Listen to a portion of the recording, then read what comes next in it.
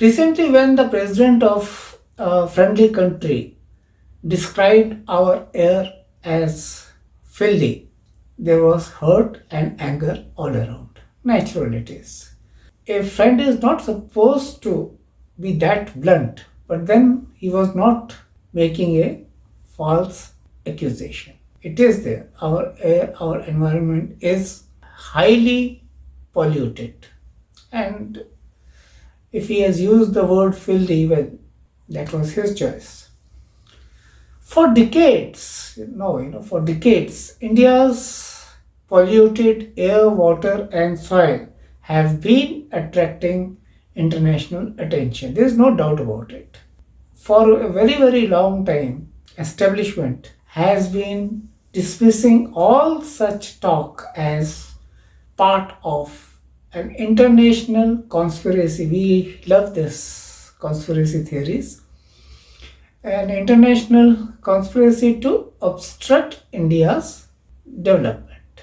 Facts have a habit of asserting themselves, no matter how much you try to ignore them or hide them or whatever, they do assert themselves one way or the other. For example, the plague of 1994 in Surat and periodic outbreaks of encephalitis and similar other contagious diseases that owe their existence and origins to filth. They have been adversely affecting us in several ways. Several ways. We'll discuss this now. The extent of pollution in India has been such that the World Health Organization has said that out of 15 most polluted cities in the world, 14 are in India. And annually, over 1 lakh children die before the age of 5 due to pollution. Another organization, the Greenpeace, reveals that 22 of the world's 30 most polluted cities in the world are in India, and Delhi is the most polluted capital city in the world. I mean, no other capital city anywhere else is as polluted as Delhi. Now contrast this with only 5 cities in China. Pakistan has got 2 and Bangladesh only 1.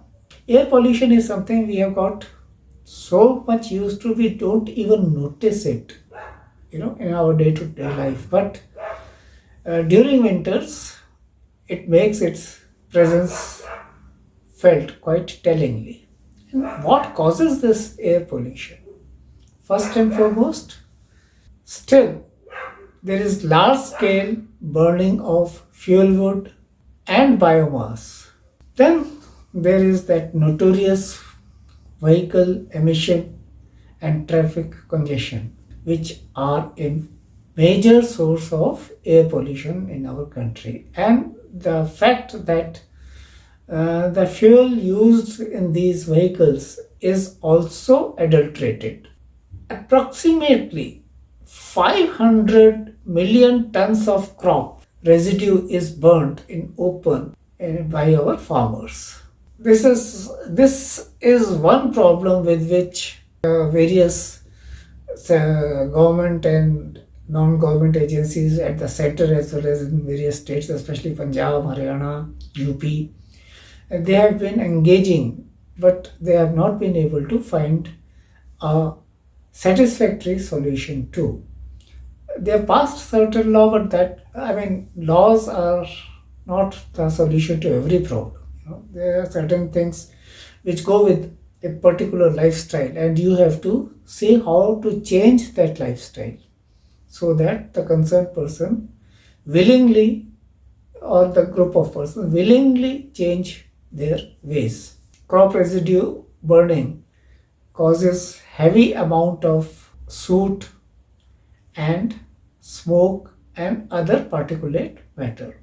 And another problem which the government says has been resolved, but on the ground this is still far from any proper resolution, and that is open defecation. It is still going on. And if maybe at a reduced level, but it is a major problem in our country even today. This particulate matter, which I which I had referred to earlier, what is it? What exactly is particulate matter, and why has it become a center of attention of our environmentalists? Particulate matter is a mixture of solid and liquid particles which are suspended in the air. And these are of three types: coarse, fine, and superfine. Now, the coarse ones are a bit heavy. Their diameter is between 2.5 to 10 micrometers. And that is about 25 to 100 times thinner than human hair. And since they are relatively heavy, they tend to settle down. They do not remain suspended in the air for long. But the fine and superfine, especially the PM 2.5, that it remains suspended in the air, and it can enter our bodies through our nostrils, through our mouth, and it can even affect our eyes adversely. It consists of dust, pollen, and spores. Spores consist of bacteria and other microorganisms, which can be even a result of open defecation. Its diameter is less than 2.5 micrometers. That it is so tiny that it is more than 1/100th of the size of the diameter of a hair.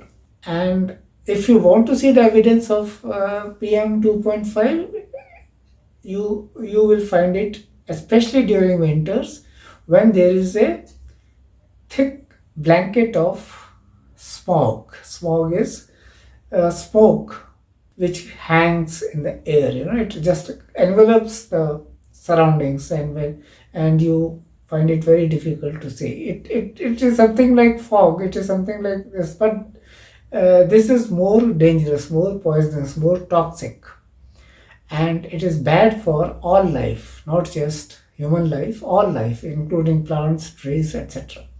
So now the question arises, why should we worry so much about PM 2.5 and not other particulate matters? We have to worry about other particulate matter also, which are coarse and fine, but superfine especially, because it affects us the most.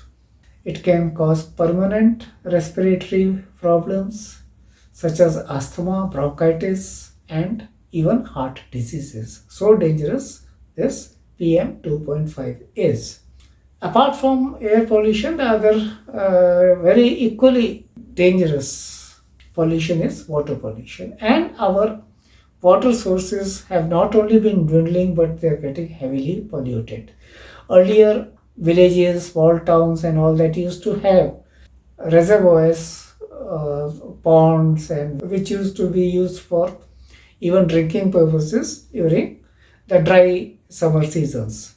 But these are no more in the required numbers, and whatever is left, whatever numbers are left of these ponds and rivulets and all that, they are heavily polluted. There are various reasons why our water resources get polluted. For example, the discharge of untreated sewage is the single most deadly cause for pollution of surface and groundwater. Groundwater is underground water. We have still not been able to ramp up the capacity to treat sewage. The majority of the government-owned sewage treatment plants remain closed most of the time due to either improper design or substandard parts used in the making of that sewage plant, or poor maintenance, lack of electricity supply, which together with employee absenteeism among employees and poor management practices has become the bane of our water treatment plants. And this wastewater, this poisonous, toxic water, it percolates into the soil as well as it evaporates. So not only does this affect the drinking water and other sources of water, it also poisons our soil and our air. According to the World Health Organization, which conducted a study, out of the 3,000 odd towns and cities in India, only 209 have partial sewage treatment facilities. Only 8 or say about a dozen of these cities have full wastewater treatment facilities. Over 100 Indian cities dump untreated sewage directly into the Ganges River or River Ganga as we call it. And this, mind you, despite the best efforts to cleanse the river, but it is not happening. It is not happening because untreated sewage and sewage is still getting into the river at various points. And another problem in India is flooding, periodic flooding, especially during monsoons. And that has made the problem of water pollution all the more intractable, I should say. Now let's come to another problem which is there, I think, throughout India and especially in the big cities. The spread of solid waste, trash, garbage. These are now a common sight by our seashores, by the banks of rivers and other water bodies, and of course, even in the interiors of India as well as our urban India. It's all over the place now. The uncollected wastes, these cause insanitary or unhygienic conditions, and since they rot in the open air, they release pollutants that enters the air as well as the surface and groundwater. It just leaches into it. We should know that Indian cities alone generate more than 100 million tons of solid waste in a year. Rivers and canals have become garbage dumps. So solid waste is being just disposed of at any open space, whether it is a wetland, a river, or even just a open ground. According to an estimate, about 40% of the garbage anytime in India remains uncollected. There are solid waste landfills in India, not everywhere, but wherever it is possible or wherever the management or the government or the local government is active enough to create landfills in major cities remain poorly managed. The garbage over there is simply overflowing. Nothing is being done to do something about this problem. They have become a major source of greenhouse emissions and they are breeding grounds for flies, mosquitoes, cockroaches, rats, and other pests that spread diseases.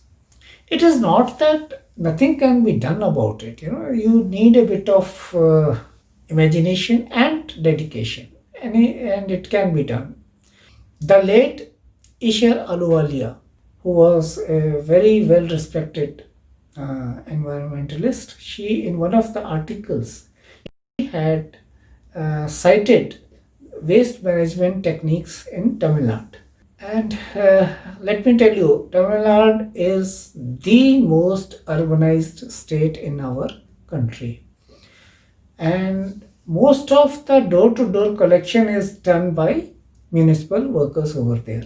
The collected waste is then segregated and taken to micro composting centers. They are also known as MCCs, where municipal workers and in some cases private contractors, they handle both wet and dry waste over there, the solid waste, and then the same is treated. Even during the British rule, certain laws were passed to protect environment. For example, there was this shore nuisance, in brackets Bombay and Calcutta Act of 1853, and the Oriental Gas Company Act of 1857. You can well imagine why these laws were passed. Shore nuisance. Then there was Bengal Smoke Nuisance Act of 1905 and the Bombay Smoke Nuisance Act of 1912. So even in those days, this problem was there, but the British identified it and did something about it. After independence too, we had a plethora of laws, and like for example, in 1976, the constitution was amended and Article 48A of Part 4 of the amended constitution read, the state shall endeavor to protect and improve the environment and to safeguard the forests and wildlife of the country. Article 51A, subsection B, imposed additional environmental mandates on the Indian state. Then there was Water Prevention and Control of Pollution Act of 1974, Forest Conservation Act of 1983, Air Prevention and Control of Pollution Act of 1981. Then there was this Environment Protection Act of 1986, which in 2000 we also passed Noise Pollution Regulation and Control rules. But despite all these laws, the environment continues to worsen. Why? Laws are there in the books. They cannot do anything by themselves unless they are sincerely implemented on the ground. That implementation should be backed by a concerted effort to change the lifestyle of people and their attitude towards their surroundings, towards environment, and towards personal hygiene, towards sanitation. There are so many things which need to be done and which is only being treated cosmetically right now. You can have a few ads in the media and some film star comes and tells you how they should live cleanly, why they should live cleanly and hygienically, and then they think their duty is over and we watch it and then continue with whatever we were actually watching, the program or whatever entertainment channel we love to watch. So we are not serious about it, they are not serious about it, and the environment keeps on worsening. Now insanitary surroundings take a heavy toll of our economic growth. It is estimated that poor sanitation costs India about 6.4% of its GDP, and our GDP is huge despite the contraction. And every rupee spent on sanitation can yield 10 rupees in savings on treatment, healthcare, and other costs, which can create or raise per capita productivity. But it is not being done right. We have yet to become serious. And unless India realizes that its prosperity is inseparable from the level of environmental cleanliness, we will continue to wallow in filth. Bye for now. I'll come back with another edition of this vlog. Thanks for watching.